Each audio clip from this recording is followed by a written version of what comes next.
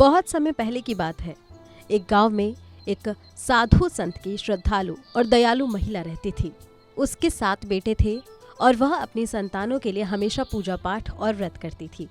एक बार दिवाली से कुछ दिन पहले वह जंगल में मिट्टी लेने गई ताकि घर की लिपाई और सजावट कर सके। जंगल में मिट्टी खोदते समय गलती से उसकी खुरपी से एक शाही की मौत हो गई। यह घटना अनजाने में हुई थी, लेकिन उस महिला को बहुत दुख हुआ और वह भारी मन से घर लौट आई। कुछ समय बाद उसकी जिंदगी में अजीब घटनाएं घटने लगी।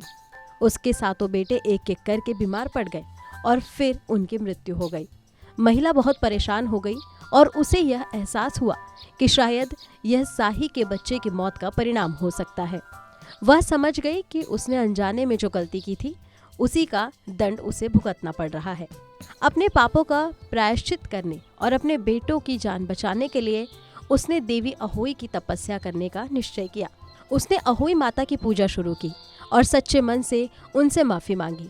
देवी अहोई उसकी सच्ची भक्ति से प्रसन्न हुई और उसे आशीर्वाद दिया कि उसके सभी बेटे फिर से जीवित हो जाएं और लंबे समय तक स्वस्थ रहेंगे। देवी अहोई के आशीर्वाद से महिला के 7 बेटे जीवित हो गए और उसकी खुशी का ठिकाना नहीं रहा।